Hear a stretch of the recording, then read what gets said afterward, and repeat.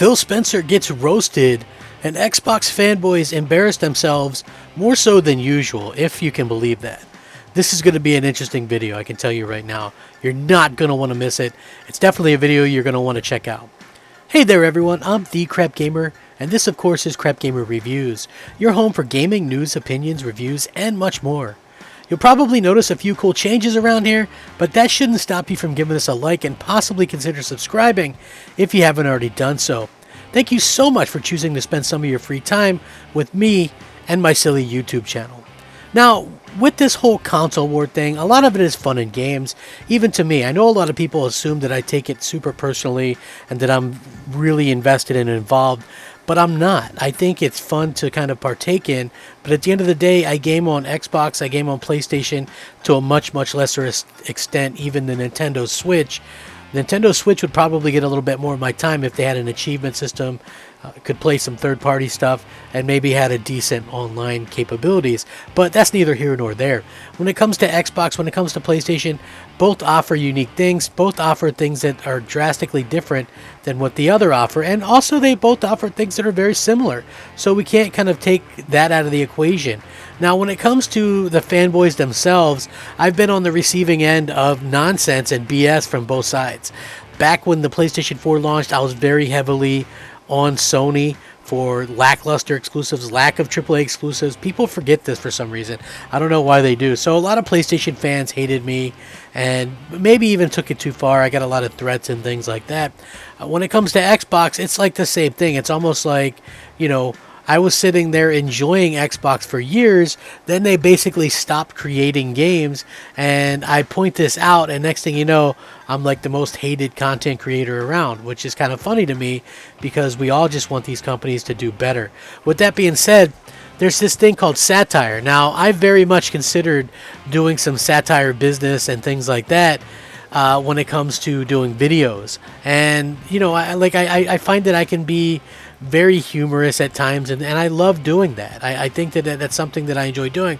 But then when I look around, and I think there's enough satire already, when you look at these different YouTubers like Dealer Gaming and Cold Eastwood, the people that act like Xbox is in first place and PlayStation's in last place, or that think Xbox was going to really go out there and be 30% more powerful or have better ray tracing or this or that. Now we see that none of that was the case, and they're very much similar, just like I said years ago, over a year ago. If you think about it, before these consoles even launched, I very much stated that this was the closest in power between a launching Xbox and PlayStation that there's ever been, and that's a direct quote from developers. Like I said, it's always fun to kind of see things satirized, and The Onion, as you guys know, is a big satirical place, and they were doing something about Phil Spencer, and the comments were some of the saltiest, most delicious comments I ever saw from people saying, oh, well, they must be Xbox or PlayStation fans, or they might be upset that God of War is going to PC. But it's funny because on The Onion, they say, what is Xbox's Titan's greatest wish for this upcoming release? And they have this like fake quote from Phil Spencer that says, my heart flutters thinking about some kid running down the stairs and opening Halo Infinite on Christmas morning. That's what we do this for, so some dumb parents can buy their kid our shitty game. Which I thought was pretty funny and, you know, was quite hilarious.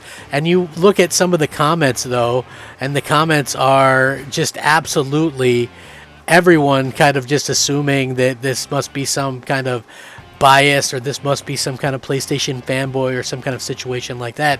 Listen, there's always these types of satirical sites and satirical takes. It does not really take much to kind of run with these types of jokes. I enjoy these types of jokes, but again, it was a double shot for Microsoft and Xbox fans, because there was also a very interesting article that was in Game Industry Biz about an opinion piece that was on Game Pass. And it says, a missed target reveals Game Pass's growing pains. The subscription service may be beloved for its back catalog, but even more so than Xbox itself, it desperately needs high-profile new software to drive growth. Xbox Game Pass is Microsoft's game changer, or at least that's the plan.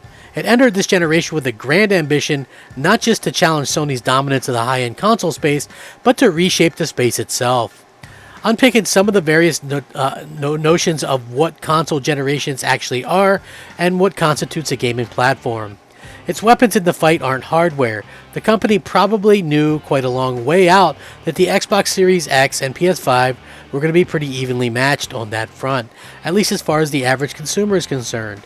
But services, this is a playbook it used to great effect the last time it pushed Sony into the back foot with the Xbox 360's online services running rings around the PlayStation's too little, too late efforts. This time around, however, it's Xbox Game Pass that's Microsoft's ace in the hole. The service is meant to both make an end run around the competition's offering and lock consumers into a wholly new vision of gaming platforms and services that's untethered from any individual piece of hardware. Now, Game Pass itself acknowledges in the company's decision to use subscriber growth as one of the metrics upon which executive compensation packages are calculated. It means it's inevitable that its growth figures will be followed closely by anyone with a stake in the industry's fortunes. The company doesn't give updates on subscriber numbers often, and the last time we got that was last January, and they reported roughly 18 million subscribers. But it did start reporting that top-line growth number in its 2020 financials when it healthily overshot its 71% growth target by an almost 86% growth over the same course of the year. This, however, this year has been a little bit different. Those fortunes are reversed, with a financial filing ahead of its shareholder meeting revealing that Game Pass growth has slightly sore point at present and has significantly missed its 47% growth target, reporting only a 37% rise. There are two ways to look at it. One is that the predicted 47% figure was already conservative, given that it achieved 86% growth in the previous year. So the numbers Microsoft failed to hit were already relatively significantly dialed down expectations, which is not great. The other way is, however, that this is naturally going to be a year in which numbers dip after the artificially high growth caused by the pandemic lockdowns. I personally think that it's a combination of these things. You had high growth from the pandemic, and then they immediately had less idea that it was going to do less this year, so they lowered the numbers in the forecast, and it still missed those forecasted numbers. The thing is, it's really interesting that it's supposed to dip in demand after the pandemic really does explain everything, not at least of all since plenty of other game companies seem to be experiencing an ongoing boom rather than a post-pandemic slide in revenues, which could be looked at as a negative thing for Sony. Again, 37% growth isn't terrible, but when you look at the 20.4 million or so who actually subscribe to Game Pass, it's going to be a situation where it's obviously not looked at as big of a growth or as big of a success as it was previously. We've seen a lot of damage controlling in regards to what's going on with Xbox Game Pass. A lot of people really thought that Game Pass was going to take off and be around 30 million by the time Halo and Forza Horizon released. Turns out that's not the case at all, and what we're seeing is what's a pretty lackluster uptake at this particular point, and that's on top of the fact that Microsoft has basically given away the service for free. And in a lot of cases, you can just, for $1, upgrade all of your gold to Ultimate Game Pass. And there's also various things you can buy, from Pop-Tarts to a can of Monster Energy drink, that can get you Xbox Game Pass. So with all that being said, all that they're putting into trying to gather subscribers, and it still hasn't really grown that much. And I think, and I've said it before, and this article kind of hits at it, is the fact that Microsoft needs huge AAA games for this service. Games that really reach out and speak to people. Not games that are going to be out there in the AA realm, or that people are like, oh, look, Crossfire X campaign, woo, wowie, wow, wow, wow. They need really huge franchises that are going to move the needle. And that's just the truth of the matter. You can sit there and talk up and hype whatever games you want, but let's just be real. Nobody's subscribing to Game Pass or buying an Xbox for the Ascent or the Medium. It's just not going to happen.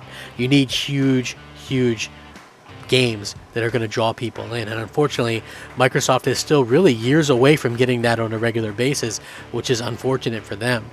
But at the end of the day, this really just goes to show what people really want out of their video game consoles, and I think most of them really want to own their games still. And the fact of the matter is, Microsoft making a bet on this play on whatever platform you want isn't really working out, because they were always going to sell more subscriptions to Game Pass through their console and even hardware like PC, as opposed to just trying to do it, stream it through TVs or phones or tablets or whatever. That never was going to be the big getter. I know they were trying to really hype up this billions of people But if those people really wanted to play these type of games, there's multiple ways that they could have already achieved that. Now, with that being said, I think that Game Pass is very viable for a certain amount of people and for a certain type of person. It just isn't something that I personally am looking into. You know, once my time with Game Pass is up in a couple years, that's the end of it for me. I would not pay $15 or more for that. I will link this in the description. You guys can check it out. What do you think about it? Do you think Xbox fanboys should maybe just chill out, take a joke, let it go? Let's find out. Rack 'em up, fact 'em up, Crap Gamer 'em up. Thank you so much for watching. Crap Gamer out.